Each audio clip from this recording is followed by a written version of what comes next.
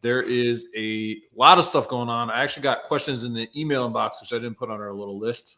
I actually made an outline today for the first time, maybe ever, rather than just. I know, very organized, mate. And before we get started, I want to comment on your sweatshirt, Options Insight sweatshirt. It looks really good, man. Thanks, man. I think in London, I don't know what the temperature is there, but it's probably 100 degrees. Never gets that. Yeah, it's probably. I appreciate that you're. Probably not hoodie weather, if we're probably honest. Not hoodie weather. All right. Yeah. So, you've got to go the extra mile for the branding. That's right. Well, it looks good, man. So how are you doing? I'm all right. Hanging in there. We were talking about a couple things today. Generally, when we have these conversations, stuff seems to move. A lot of times it happens to move like as we're talking. And so we're talking about something and we don't know that the market just went down like 3% because we're caught up in our conversations. And the thing that's moving right now is Microsoft. So we'll have to touch on that one. But just what we want to start with is looking back. Markets are at S&P's off 10%, a little bit less than that probably now of all-time high. I think Q's is less than 5% now from all-time highs. So those are some pretty good moves. And along with that, volatility is getting smoked. And so we want to get into some of those conversations. Before we do that, if you have any questions, put them in the chat. We'll make sure to get to all of them.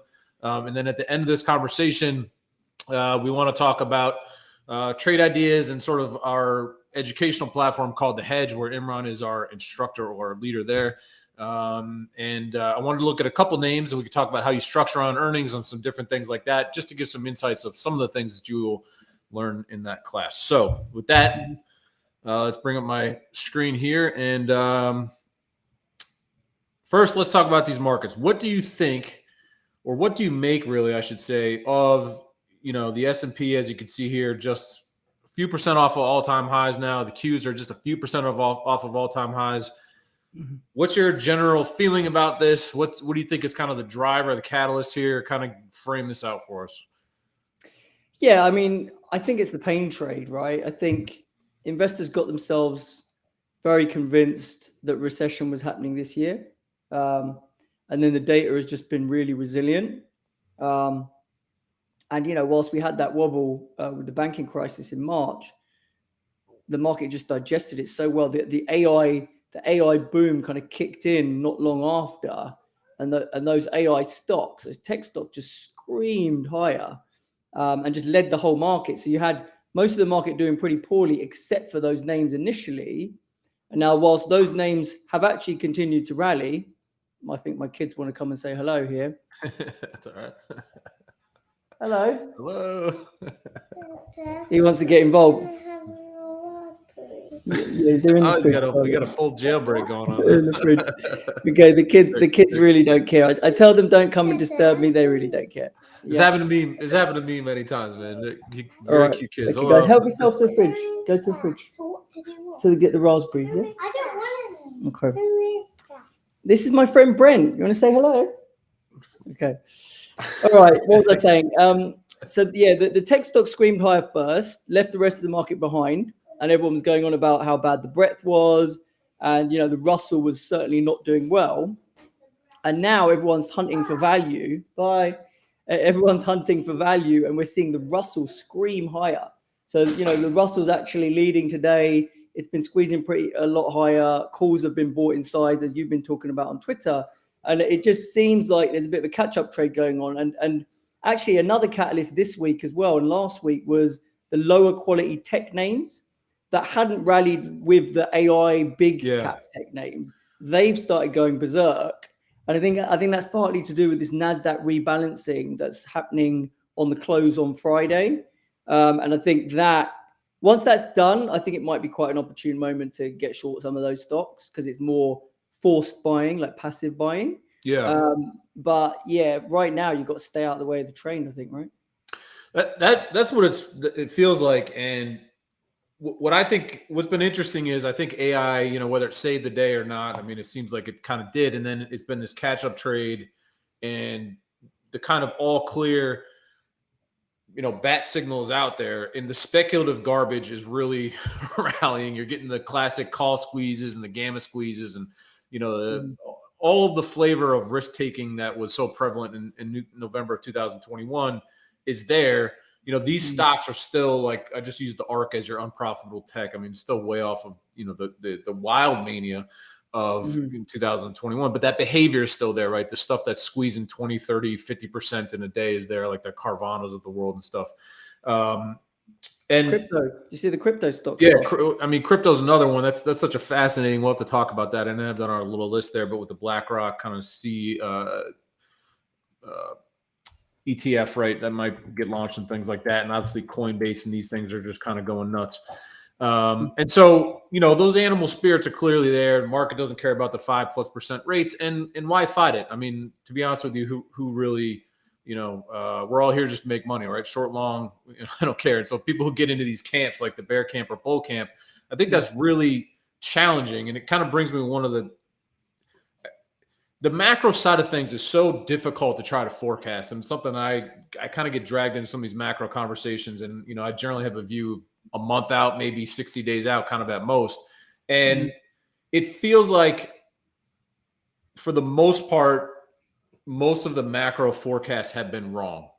And I think it's not a slight to the macro forecasters out there. I think it's extraordinarily challenging, but all of these episodic things happen that have to, change what could be a year forecast, right? Like what everyone was thinking in the March bank crisis, it had to change a lot of the dynamics that were out there now, and now there's a lot of stuff happening with the dollar, which I was curious to get your feedback on. And you hear that, England things over there are a little tough. And so I just think that there's this constant, there's so much changing at such a fast pace. It feels like to me now, it's very hard to make those longer dated forecasts. Yeah, I totally agree. And I think part of it is because of the inflation backdrop. We hadn't seen this type of inflation in decades. And so when you've got the dynamics that drove inflation so high, and then some of those things are kind of fading away now. And so inflation's coming down faster than anyone really thought it would as well. And whilst core is a bit more sticky, but just the point is the underlying dynamics of the market are we're just not comfortable or used to seeing things move so quickly economically. And that's what makes macro forecasting very difficult. And that's why the narrative shifts this year have just been insane. It's like every month or two, completely different narrative. Yeah. So it's been very hard to keep on top of. So it's almost trying to predict it's a bit pointless, really, right? So really, I think you're trying to find out when sentiment or positioning has got too extreme one way or another, and then setting up some sort of asymmetric risk using optionality to take the other side. That's kind of what's worked the best, really, for me, right? And I wouldn't say I've done it spectacularly well this year. And actually, the only place I'm really making any money is the longer term portfolio that just owns assets and does okay. Right. Crypto's been a bit up and down. Some of my tactical options stuff and my hedges haven't done very well because the market's gone higher. So it's just, it has been challenging to predict macro. I agree with you. So that was a great segue when you say the hedges haven't worked. And I know those aren't necessarily downside hedges. And I think as we make sure we zero in on the OPEX conversation here, I wanted to talk about the volatility landscape. This is something that you specialize in, and certainly in terms of macro, I got a better feeling about this than I do on treasury curves and all the rest. This is correlation, the SIBO correlation index, which measures the implied volatility of the top 50 names in the S&P 500 against the implied volatility of the S&P. And generally, what happens, just as a framer, as a background, is correlation drops when the market is doing pretty well and people are more interested in owning single stock vol versus S&P vol, or you could say they're selling S&P vol to fund long volatility positions in these single stocks. And correlation spikes when the market crashes. And if you just think about it from a baseline perspective of, hey, for example, in March of 2020, which is this big spike, everybody sold all equities, right? Didn't matter what you owned, it all went down, and correlation spiked as a result. So here we've had the rolling baton of AI to more AI to maybe now IWM's kind of rolling. There's these kind of like rolling breakouts. And I want to show this as our founder's note from this morning. We started off talking about, and I'm teeing you up here so you can kind of launch into all this stuff. This is term structure for today versus a week ago. So vol's getting kind of just compressed as we get into options expiration. This is kind of what we talk about the OPEX cycle, right? Our calls for volatility start to expand tomorrow. We can talk about that in a minute. This is the term structure from November of 2017, which was the lowest VIX print, closing print ever. 9.14 was where the VIX closed on November 3rd. I'm going somewhere with this, Imran. We then break down what we call variance premium. If you've ever read Positional Options Trading by Yuan Sinclair, he talks about this. Essentially, what you do is you look at the VIX versus 1 month realized volatility in the S&P. What is that spread? And so the point here was that this spread averages 3 points, essentially, and that's basically where we are now. So from that perspective, the VIX, so to speak, is fairly valued, I would say, based on what realized volatility is doing. I'm going to advance this one step forward. So again, I'm going somewhere with this. This is the skew index. The skew index, specifically, this is the SDEX. This measures out of the money puts. We could break down what that is specifically, but this is looking at out of the money puts. It had its lowest reading ever today, right? Going all the way back through 2019. And then to round all of this out is this correlation metric we talked about before. Correlation is now back to the only lowest print was, drumroll please, back in October of 2017. So there is this big cycle of volatility that appears to be kind of underway in a way. And I've been sort of like circling the square on trying to interpret what this is. And I'd love to get your thoughts on these charts that I've just presented. Hopefully you can remember kind of all that I just kind of rattled off here. But what do you make of this? I mean, what do you make of, not only do we have these record low metrics in this correlation index and the skew index, we have near record high in S&P put open interest. And I think those two things don't seem to necessarily jive at a top line perspective, right? If you're going to say record put open interest, you would expect volatility to be kind of popping, right? So yeah, that's give interesting. Give me your the put open interest. Is it all downside puts, or are there a load of upside puts as well? That's a fantastic question. I didn't break it down. I can bring up the chart. I had it up on Bloomberg. Because that really matters a lot, right? Yeah, that's a fantastic point. Very good point. Because if it is a load of downside, then it's basically telling you that there's a lot of people who are short puts, right? Because that if they were long the put skew wouldn't be trading so flat, right? So. That's my read too as well. It's like if people are owning these things, then vol will be moving, and then it's not. Yeah. So I mean, yeah. So without the argument about the put open interest being very, very high, I would have said that. So right, correlation's getting slammed. It typically happens into earnings season anyway, but the way this year has played out has been a very rotational kind of year, right? So start of the year, everyone was like China reopening, chasing cyclicals, techs, knowing, it wasn't really about tech. And then that flip happened where sell the banks, get me out of the financials. I want tech, because they were pricing in rate cuts. And now you've had a cyclicals versus defensives move recently where they're chasing cyclicals higher and they're dumping all the defensives, which they had bought earlier because they were scared of recession. So it's been very much a rotational sort of theme. And that's quite common when interest rate volatility is high. You get a lot of dispersion in markets. So I noticed that back when I was in the banks in 2016, I was sitting next to some of the dispersion traders, and they were making out like bandits, and they did particularly well when interest rate vol was high, because when interest rate vol is high, it impacts different sectors of the market quite dramatically. Some go down, some go up, but the net, the index itself doesn't need to do a lot because it's rates that are moving, right? So I think there's been some of that has been a part to play in the kind of index vol going down, correlation going down. Now that the skew, I thought, was to do with the fact that people just aren't invested enough, and so they don't need protection, right? So if you don't own a load of exposure to the market because you don't like the market, because you think the economy is going to turn, why are you buying loads of put protection, right? So now that may have been turning a little bit, but the skew generally in January, when people started putting money back to work, like we saw skew really flat at the back end of last year. But when people started putting money back to work in the market early this year with a fresh book, they were bidding up skew as well because they needed to buy the market and buy protection with it. That's all gone away after the banking crisis thing happened. People de-risked again and said, well, we don't need protection anymore.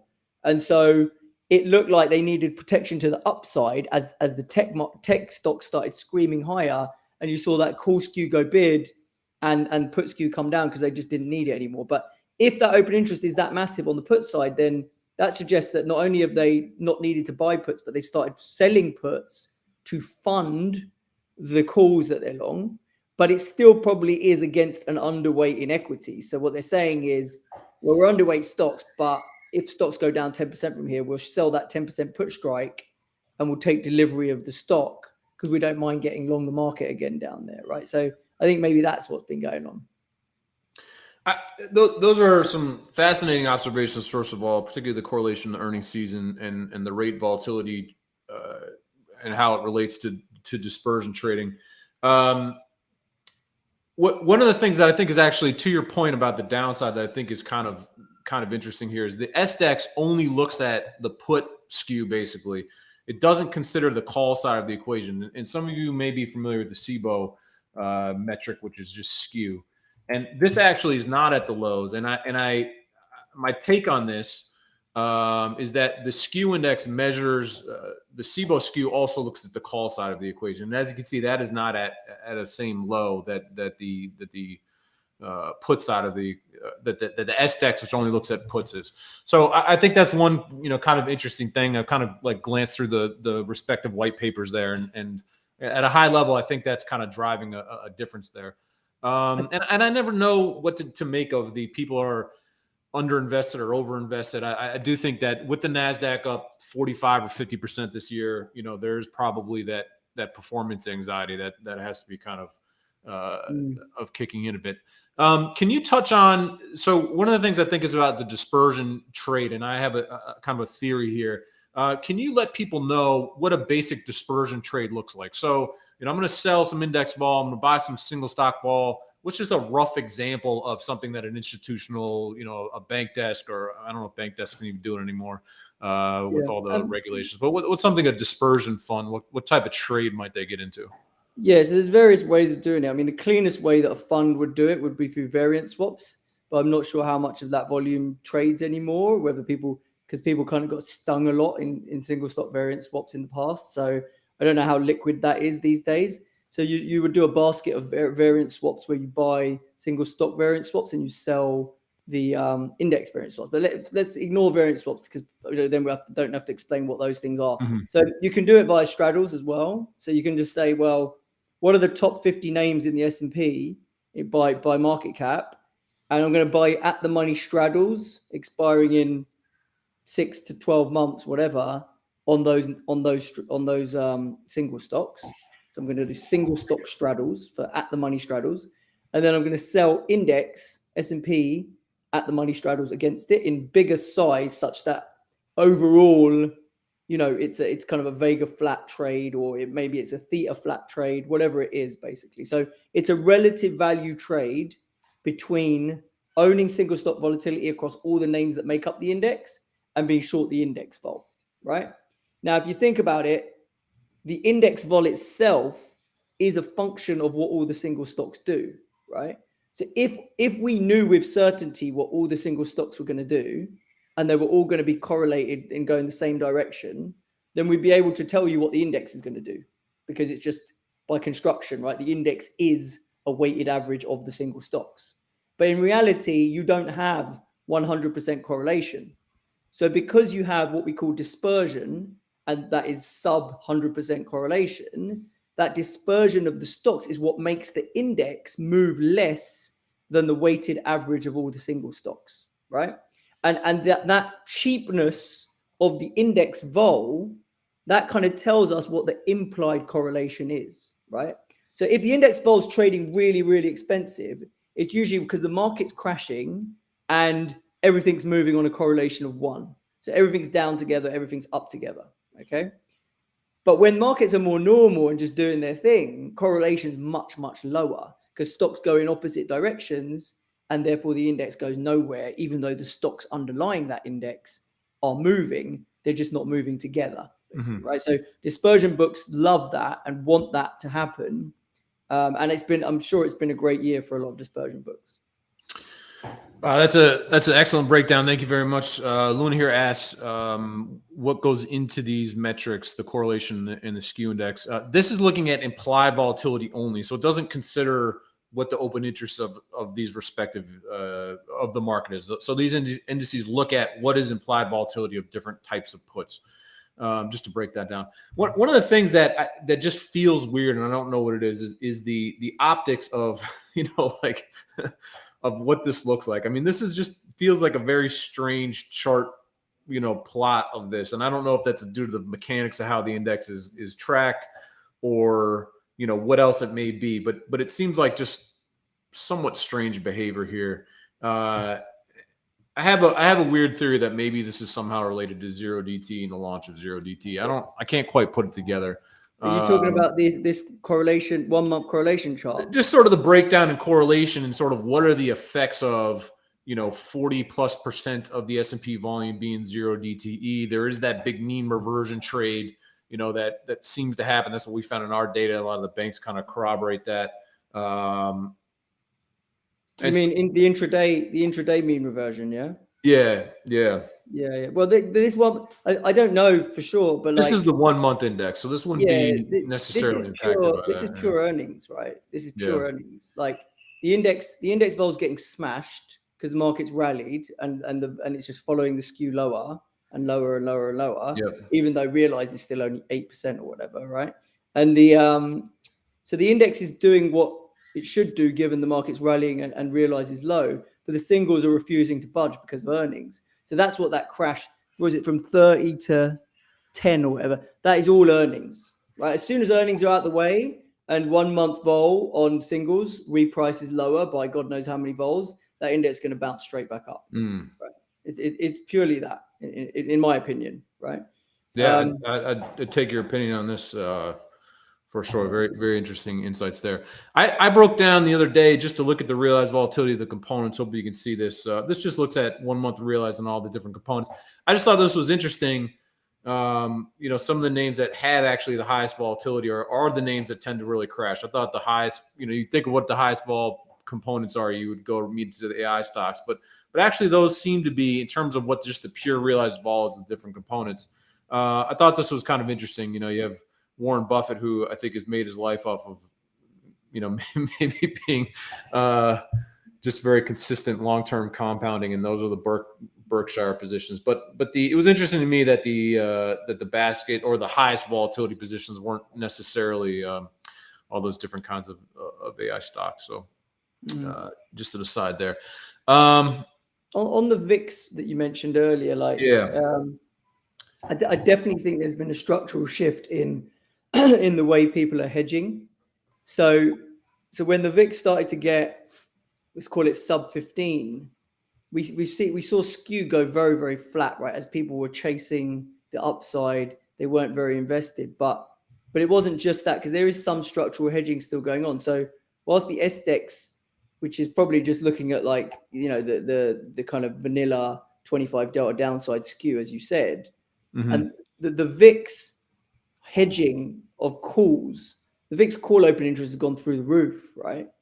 And it's because people have seen that when the market went from 4,200 to nearly 4,600, the VIX just kind of floated, right? The VIX kind of found a level and just stayed roughly around there. So instead of buying puts on the S&P, which can get more and more out of the money, they're like, well, I'm mad doing that. I'm better off buying calls on the VIX, because at least if we get a sharp move up and the VIX just stays where it is, my hedges don't get materially out of the money, right? So I think that move away from put hedging and put buying has been partly due to people not needing the protection as much because they were underweight, but also that the VIX complex looked more attractive as a way of hedging your exposure to a tail event. And we can see that in the open interest on the VIX calls. We can see that in the VVIX trading at a much higher level than where it normally would be for this level of VIX.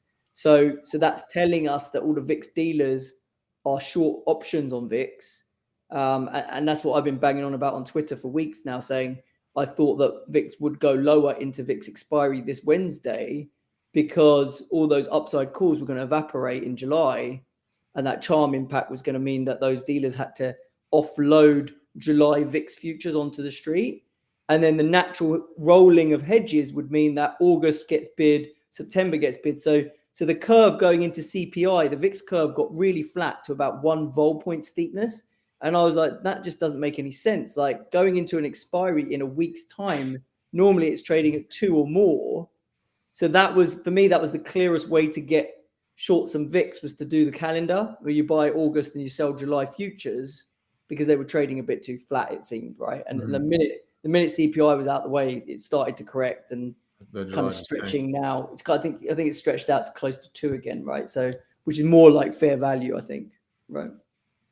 Yeah, and so one of the things that was I think it was JP Morgan came out recently and said that there's been a natural pulling forward of tenor, I guess I would say, in hedges, where they see, there's less interest in using long dated options to hedge. The interest is now shifted to closer dated, and there's some that say, well, I can hedge the CPI by buying the 0DT or whatever it may be. And so I think that I've been trying to find a way to look at that through the vol of vol or the change or movement in longer dated, even 30-day, implied volatilities or movement of the VIX, because I think that short dated options, the volatility shifts a lot more. Like we're more likely. It's like if you looked at the VVIX on a weekly basis instead of a 1 month basis, would that shift a lot more? Would we move from backwardation to contango a lot faster, because so much more action now is concentrated in those shortest, term options. I don't know what to make of that. Just something I've been thinking about. In our Tuesday Founders Note, we put actually a Twitter poll out about this, which I thought was kind of interesting. This is VIX open interest for tomorrow. This is as of yesterday, so this is 1 day off. All the blues is the call open interest. And as you can see, there is no call open interest from basically 13.5 up, specifically 14 and up. And so to your point before, and I know it's a little bit tough to read, everybody. Sorry. I'm not sure if I can make that bigger. Let me try this. Well, it looks like I just broke it and got rid of you. So, so this is the VIX open interest for tomorrow, and we put out a Twitter poll and said, "What do you think? All of the 3 some odd million calls that are supposed to expire tomorrow, 95% of those are struck higher than 13.5. Everyone thinks that meant the VIX would close under that 13.5 level. So I thought it was interesting, given your perspective of, hey, there's these reasons that vol could be suppressed or the VIX could be suppressed, into tomorrow's expiration. So as we kind of advance forward here, we start to talk about the expiration coming up. Based on this, do you start to look at a pop or increase in implied volatility now? That's what we've been calling for. Do you start to look for volatility, which has been very low, realized vol at 10? Do you start to look for that to increase as VIX expiration rolls off? Well, I mean, it's a very similar setup to what we had in June, right? And I was trying to play that in June, and it just didn't work, right? Like I thought coming out of June expiry, and it was a low print on June expiry as predicted. Yeah, they didn't care. They just smashed July, right? So, so I don't know, is the honest truth. You've got FOMC next week, but the truth is, market knows they're going to hike 25. They're not really going to want to shock the market, especially. There'll be a bit of chatter about whether they're going to go again or not. Market's not sure about that, but yeah, I think it's a tough one. I don't think it's a no-brainer that the VIX rallies after it. I was more convinced that the VIX would stay under pressure into it. And even now, to be honest, your picture, your diagram there, when you've got a balance between calls and puts, between 14 and 18, that tells me nothing. So actually, any calls, really, when you look at open interest, or when I look at open interest, what I care about is the excess above. I look at the difference between the open interest on calls and puts, and if that number is a big number, then there's an imbalance there, right? Right. And so really, to give an example, you would look at above the 45.50, so to speak, in the S&P. In that case, that would be an example of imbalance. Yeah, exactly, imbalance. Because when you've got loads of open interest on calls and puts, if it's opposing open interest, which we don't know, but if it is, then net there's nothing there, right? Like so it doesn't have really any meaningful impact, and so and it doesn't even have that big charm flow associated with it necessarily, right? So that's the thing. Whereas all those options on the VIX where there was an imbalance above, say, the 20 strike, they're not worth anything anymore. So they've already decayed. They've already decayed all their delta down to zero. So anyone who needed to sell futures back against those options has already done it. So now that we're here where we are, and where are we? We're around 13 and a half, just above that. I don't strongly believe that the VIX has to go down into the print tomorrow, because that is so subjective. That's just dependent on so many things. Who wants to mess around with the print and which way around people are. And it's very hard to predict. The thing that was easier to predict was that over the last 2 weeks, there was a ton of upside at 20 and above that was eroding away, and that was going to have charm selling associated with it, right? So that's already played out. So I haven't got a strong opinion to say about the print itself.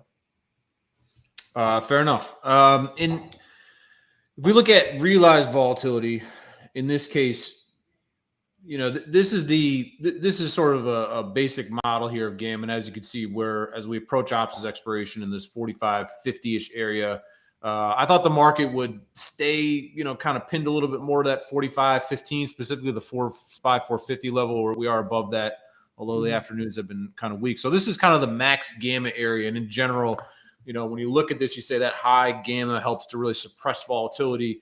And what I wanted to show here was, this is our Vanna model. And essentially what this does is it shows what the impact is of implied volatility and some delta hedging. And the idea here is that because this purple line is above this gray line, it's telling us that essentially the implied volatility has really been sucked out, right? And that there's not a whole lot of volatility premium, particularly in the short dated options.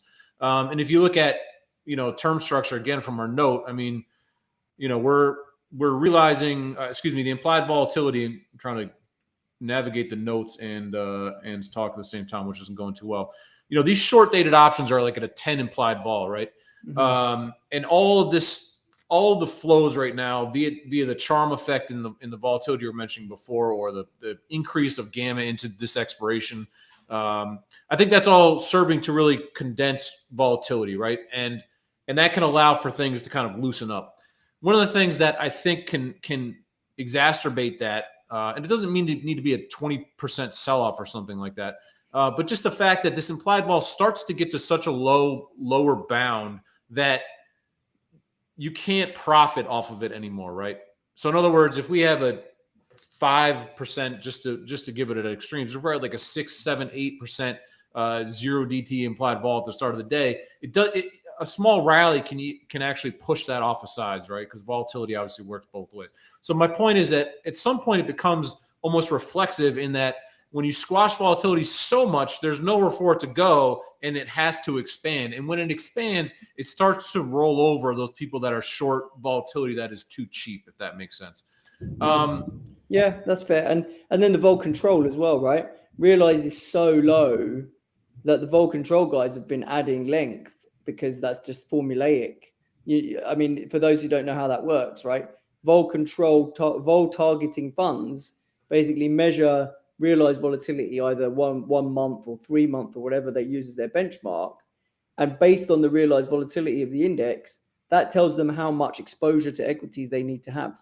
So if the index is realizing 20, then they might have X amount of exposure. If the index is realizing 10, then they can double their exposure to equities. So all the way that realized vol has been coming down, these guys have been adding length to the market, right? And like you said, reflexively, if we just get a bounce in vol and things loosen up a little bit and realized goes from 8 to 12, well, that's a 50% increase in realized, which then they have to then de-risk some of the equity exposure that they bought because the market's moving too much and they're targeting the volatility. So, that's going to in itself create more selling for the market, and then that can snowball and create more volatility. So, yeah, we can definitely. I mean, that's what happened in Volmageddon in 2018. Vol just got so damn low that it didn't need a lot to just like light it on fire, basically, right? Yeah.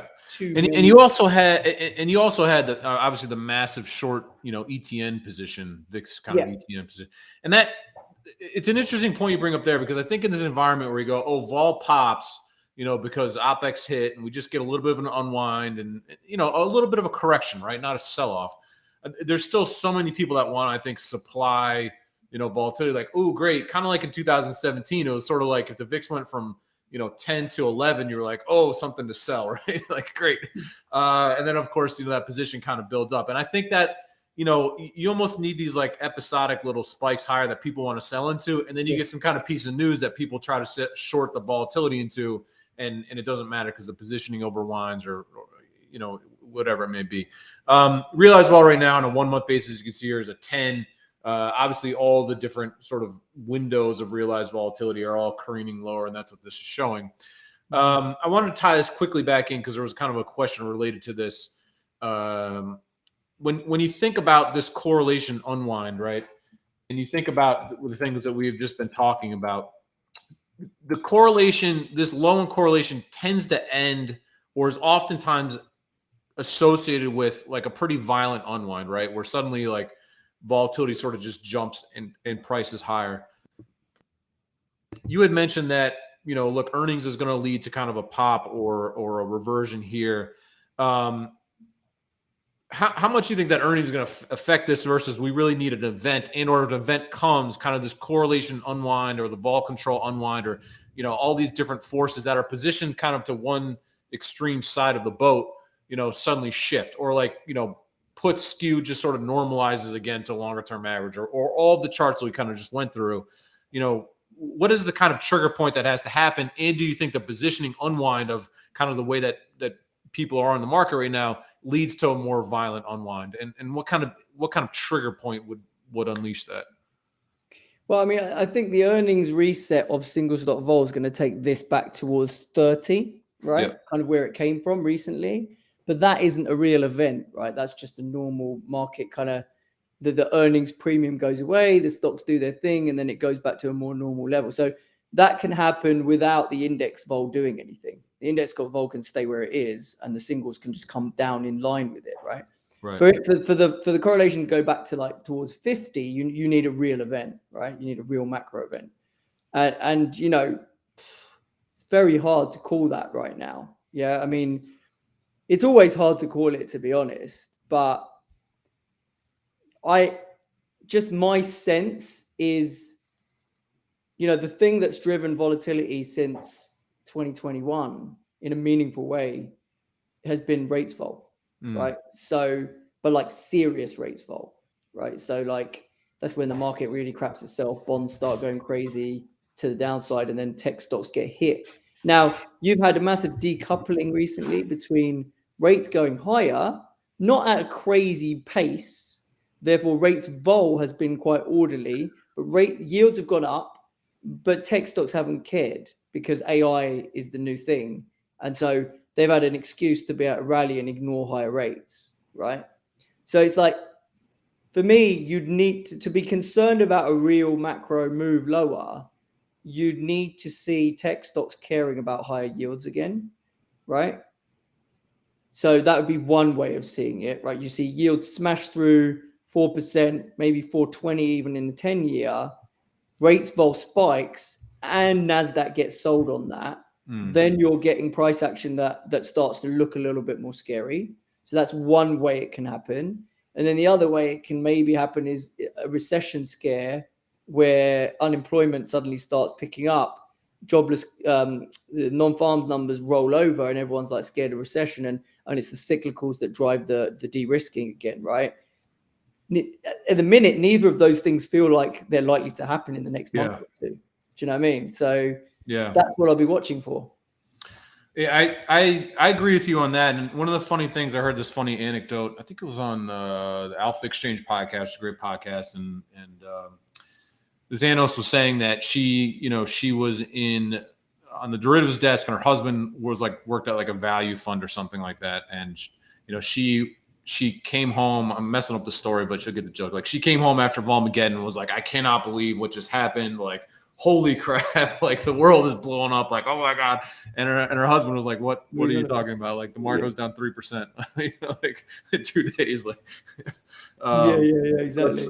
It's always kind of funny, the way that these things shake and play out. And I just think, I think from my perspective, back to kind of your point, what you're mentioning is like, it doesn't seem to me like the positioning is so extreme in anything that if you figure Volmageddon was just buildup of this giant, short vol position, maybe you get a few percent down, kind of movement here. But I just don't think that without, a giant macro catalyst of some kind, there's anything that can lead to that sharp of an unwind. Yeah, exactly. It needs to be like some news flow that you just don't see coming, right? Like some news about Taiwan, right? China, Taiwan, or something that the markets doesn't really anticipate, or something like that. Yeah, and the market by and large didn't care about the Russia-Ukraine thing, so who knows on some of this other stuff. Not to make light of any, it's just I think at the end of the day, there's still a lot of money that needs kind of a home. One of the things that kind of caught our eye recently, and this is, as you cover a lot more of the macro space than us, and you sit in London, so sometimes I think you have interesting perspectives on this. How much do you think kind of this dollar drop? Apparently Yellen went out and she had some mushrooms, and after she came back from their mushroom journey in China, the dollar, dropped significantly. How much does this help to lift the dollar? How much does this help to lift equities, particularly here in the States? I mean, I think global equities have all kind of ripped over the last several days as a result of the dollar coming down. And if this trend continues, I mean, you have to kind of consider it as just a strong tailwind for equities and assets in general, right? Yeah, if it continues, yeah. But a lot of people are thinking it's getting quite close to the end, right? This is the last little shakeout. But I don't know. I mean, I was looking for a dollar bounce before this, so I've got some calls in September in the dollar, but I got into them early. But the vol was just so low in FX that you just felt like you should have some.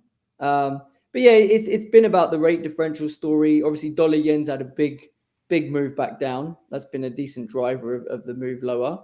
Euros rallied pretty strongly as well, but apparently there's quite a lot of resistance on euro near 113, so it's getting pretty close to that 113 half. So I don't know. I'm not convinced that the dollar's just going to go down in a straight line from here.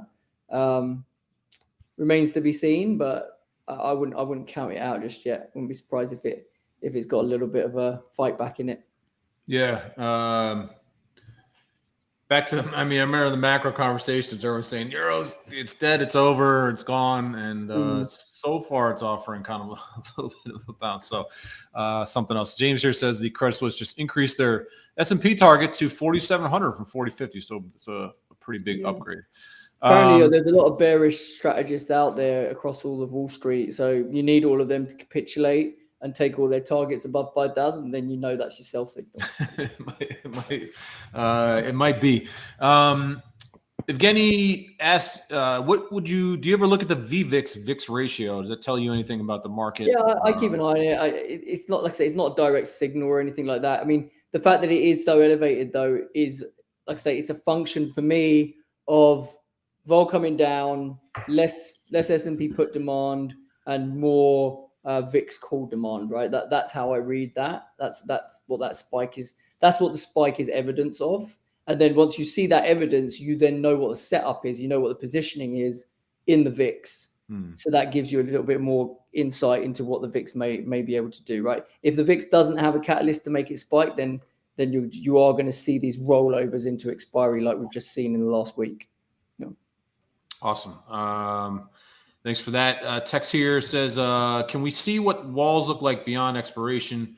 Market S&P right now is at 45.50 on an intraday basis here. We could see our walls were rolling higher. I thought as of last week, we wouldn't really push above the kind of, again, 45.15 level. We're testing this 45.50 level. I think after expiration, we're going to lose a decent chunk of this, about 20% of total positioning if you just look at it on a raw basis. So I think this 4,500 level is likely to be a significant one still going forward. And I think if we hold that 4,500 level, even if we consolidate back to it, still, I think people are buying the dip there before they're necessarily worried about some other things. So I still think we're going to have a little bit of a 1-2% pullback as my base case, with that window opening kind of tomorrow into next week. Do you have kind of a hot take, anything different there on what we'll see over the next? We have a bunch of questions piled up about this, so I just kind of want to address those all at once. We got earnings. Short-term view? I think Tesla and Netflix are going to be a quite an important factor, probably, right? Because they might drive a bit of what the mega cap tech sentiment looks like. We've had such big moves in those, right? Nvidia, Apple, all these names gone crazy to the upside. So if Tesla comes, I don't know. I get the sense. I don't know. I'm always a bit bearish on when these things rally so hard into earnings. I kind of feel like the bar's quite high for them to beat. But to be fair, a lot of these tech names still beat even when the bar's high, right? So, but for guns to my head, I would probably want to structure something that's to play it moving back down a bit. It might have a little pop on earnings, but given how much it's run up, given all the call buying that's taken place on the way up, those calls are going to decay pretty hard with vol reset, and people might want to monetize them as well. So even a pop probably meets a load of selling. So I'd expect that type of price action. We either sell off directly because the news isn't what they're wanting or looking for, or we get a pop and flop basically in stocks. Yeah, I think the skew when you look at a lot of a lot of these stocks had call skews going into June, and those call skews haven't really built back in the same way where you could say that this is obviously kind of overdone in the same fashion. I mean, when you're looking at the AI mania of like the beginning of June, it was like, the skews that via this risk reversal specifically is one of the things we look at. You can see that here, all these stocks, and even the S&P and IBM started to get just this call skew, and it made sort of saying this is extremely overheated, very obvious call, and that feels like that is kind of building here. It seems a little bit less obvious, at least in the last couple of days. It's felt like it's started to pick up again, right? It feels like and I said this on Twitter, like this is getting kind of a little bit ridiculous because the chase is very one directional. And I think kind of to your point, a lot of these things are kind of rallying into the catalyst, and may just suggest that, hey, it's time for a little bit of a cool off.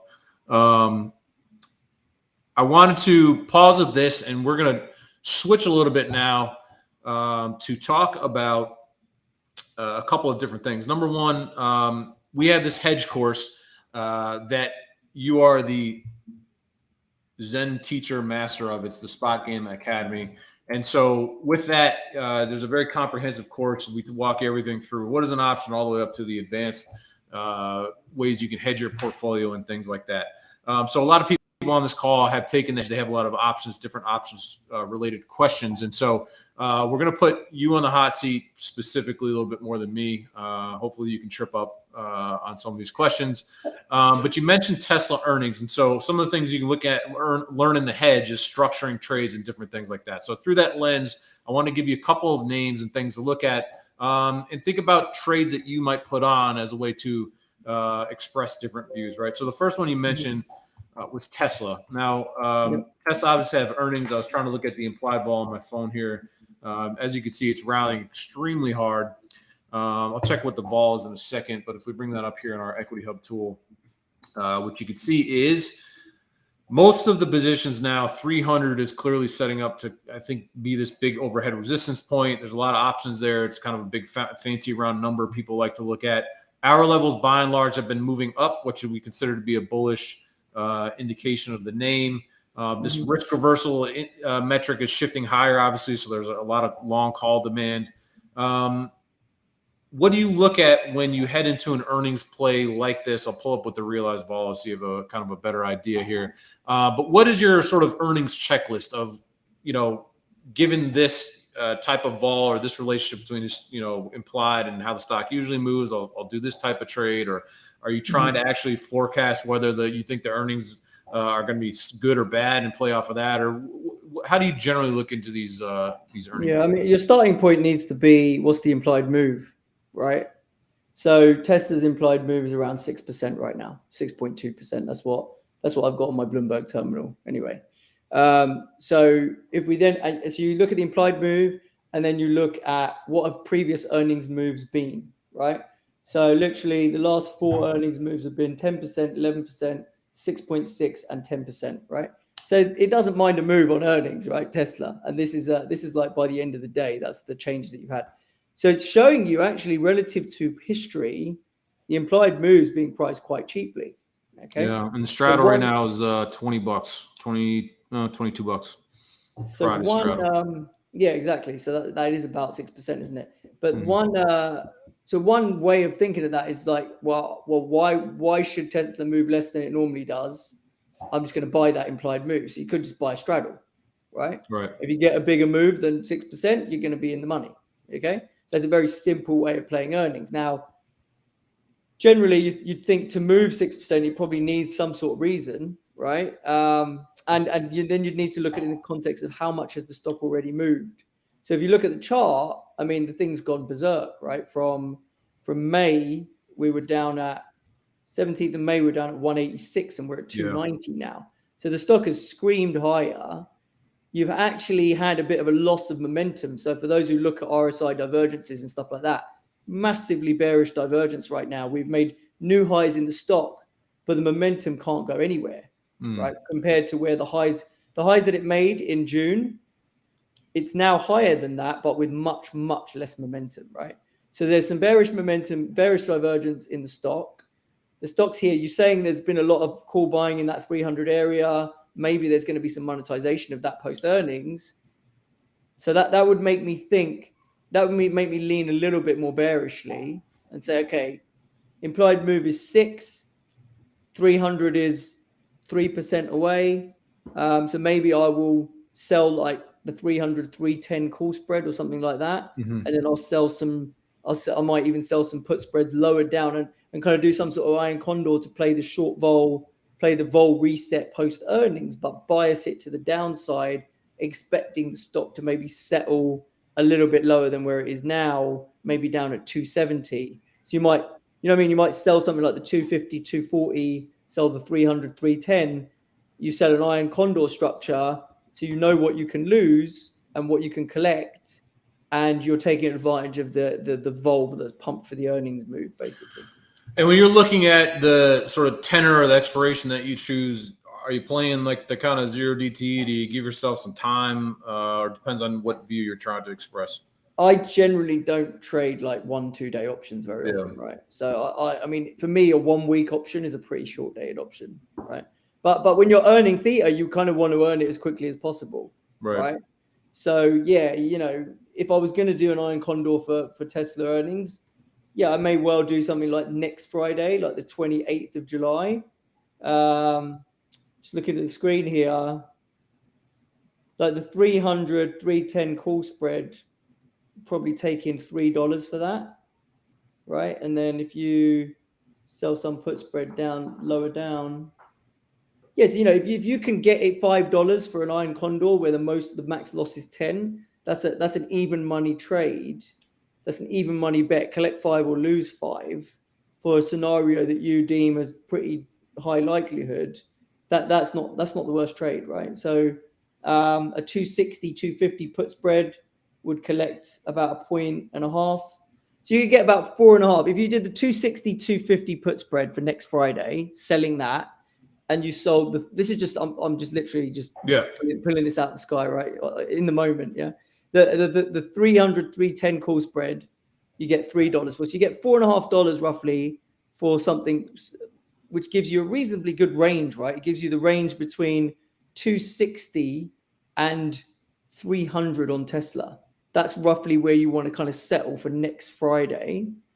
It's a $40 range in the stock, right? We're looking at 13% range in the stock. I know it's Tesla, so who the hell knows where Tesla's going to go, but that doesn't look like a horrendous kind of likelihood of occurring. And the trade is I either earn 4.5 or I lose 5.5. And the truth is I ain't going to lose 5.5 in a heartbeat.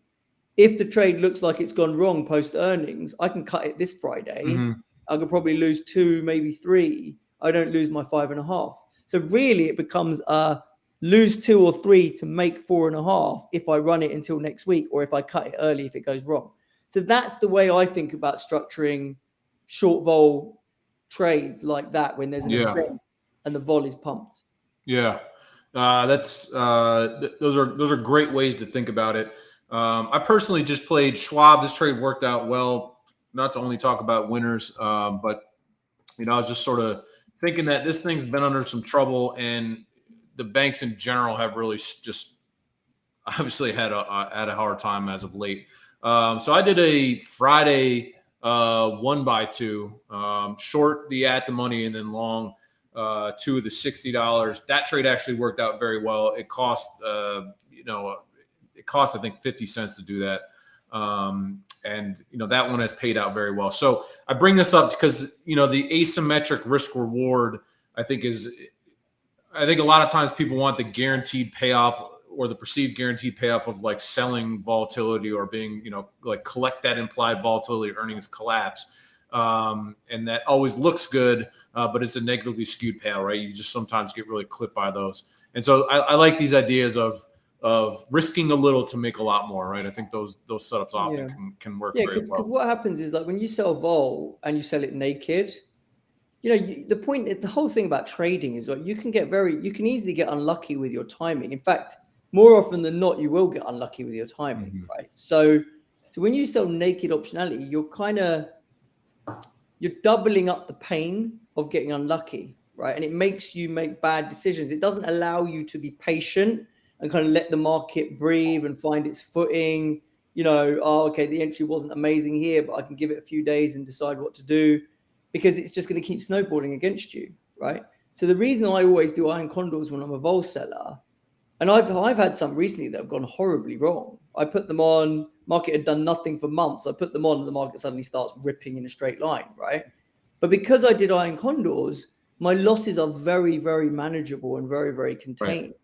And I get to then restructure those trades if I want to. I get to wait and see and be like, you know what? Market's squeezing so much into this expiry. I'm gonna let it breathe. I think it's gonna mean revert, but maybe it won't mean revert until after expiry. But because I've got a limited loss profile, I can afford to give it some time to breathe. If I didn't have a limited loss profile, I'd be screwed, right? I'd have to cut it. I'd have to do something with it. So that's the comfort it gives me. Through years of doing this and through making so many mistakes, I have the benefit of knowing how to avoid those mistakes. That doesn't mean I won't lose money. My God, I will definitely lose money. I guarantee it. But I just won't blow up my account. Yeah, right? Stay solvent, as they say. Yeah. Those are sort of great points. One of the ones also that I think is interesting, Disney, which has a whole bunch of problems. The actor strike here, I think, is just giving this thing another gut punch. We put out on Twitter yesterday, this is down 5% with the S&P 500 up, I think, 15%. So we have our put wall has not shifted off of this level of 85 since May 12th, I think was what our last reading was. Of course, did not check this morning, so watch it drop here. So there's our put wall at 85. So let's just say that we thought that 85 was going to be the low in this stock, a level which is obviously being tested now. To your point on fixed risk, we got that bounce kind of right off of 85, fixed risk and the like. What are you looking for to say, hey, this is an interesting point to sell put spreads? Are you looking at this on a delta kind of derived basis? If you're looking for a bounce, you're looking to sell volatility. How would you want to structure a trade around playing for Disney not to move lower than this? Let's say that rather than having a material pop. Yeah. So that's a good point. So if it's just we don't think it goes any lower, then selling put spreads is a nice way to do that, right? And also the implied vols are quite pumped. So you've got 1 month vol at 33, 3 month vol at 27.5. You probably do a 1 month put spread because you want to earn your theta quickly. And you look at the realized 10 days at 25, 30 days at 19, something like that. So it's pretty juicy, right? You've got some variance risk premium as you described, where the implieds are trading above the realized. So that favors you to sell vol. Now, if you look at actually where the vol is versus history, it's actually quite cheap still, right? But so is everything, right? Literally, you look at the whole universe, vol's on its knees. So looking at vol and saying it's at the lows when every single vol's at the lows because markets just haven't done anything doesn't tell you that much. So then it probably is more meaningful to look at the realized versus implied and what that variance risk premium is to then make some decisions. Like, for example, the variance risk premium right now in Tesla is enormous, right? Implied's trading double well, just looking at 1 month implied, it's trading double of 1 month of 10-day realized. Generally, I like to compare 1 month realized, 1 month implied, sorry, to 10-day realized, right? Just because I think 10-day realized gives me a good handle on what exactly is happening now. If I look at 30-day realized, I think it's a bit slow moving. It doesn't catch up fast enough to what the market's actually doing right now. Whereas 10-day realized gives me 2 weeks of what's going on. And then that 1 month implied gives me a decent expectation of what the market thinks for the next month. All right, that's what I look at. That makes a lot of sense. And for those of you who have not caught these new columns and putting in equity up here, you have 1 month realized, which Imran just said he doesn't care for, so we'll have to look at shifting that one a little bit.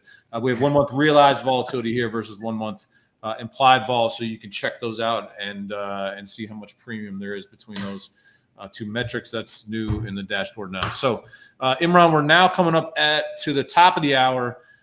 See a few people here interested in checking out the hedge. So I'll bring that up. If you just go to here, we got fancy new graphics now. Oh, nice. That's pretty cool. There you go. So that's where you can get the hedge, academy.spotgamma.com. I, of course, put that over Imran's face right now, but he leads that course, which, again, is a great course if you're just looking, even if you just need to get kind of upgraded or update or refresh your options knowledge. We think it's really helpful. And then, as always, if you go to spotgamma.com, you get a 7-day free trial of our service. It's a great week to start the trial because we have this big options expiration. You can see all of the options real-time flow, which we didn't look at today. Just take a quick look at that. And what we see here is the fact that this purple line is going up is telling us that it's been a positive delta day all day long. If we break it down by puts and calls, you can see that there's a tremendous amount of call buying today. It's been really pretty impressive. And if we break that down by 0 DTE, you can see in the green line here that there is a bit of 0 DTE, but it's actually been some longer dated call buying that's just been very active. So, maybe it's that bank earnings that have kind of cleared the way a little bit here. I'm not really sure, but something has stoked the longer dated call buying activity on the day. So you can check that out. Imran, where can people get more of you if they are interested? More of me. Of course they're interested. Okay, if you want more of me, it's Options Insight. That is my Options-Insight is the website. We're pretty active on Twitter, Options_Insight as well. We have got a boot camp coming up, one of our options trading boot camps. So the hedge is actually a really good precursor to that. A lot of people who have come to our live boot camps have said they've done the hedge before.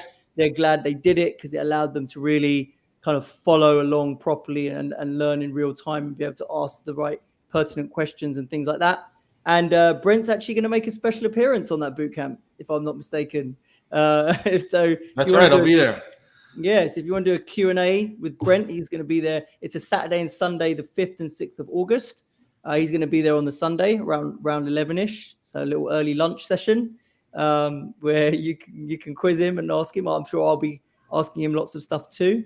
But it's kind of like this call, but you'll get to participate in it and kind of talk to us live on the virtual call. So yeah, that's excited about that. We've tickets are on sale. It's all on our website. All the information is there. So come check us out. Awesome. And if you're interested in following more about me, at SpotGamma on Twitter, and then you can obviously find us at spotgamma.com. We also have 2 years worth of OPEX conversations going back in time. So you can check out all those conversations with us. Tomorrow, we're going to be pushing out an OPEX spreadsheet, so be on the lookout for that. All the biggest names that have large expirations. There's a lot of just deep in the money calls that I think will present maybe a little volatility on expiration on a single stock basis. So there could be a lot of interesting trade setups for those of you looking for trade ideas. So check out that spreadsheet, which will be hitting tomorrow. So that, Imran, thank you again, man. Enjoy your evening over there, and we'll be talking to you soon.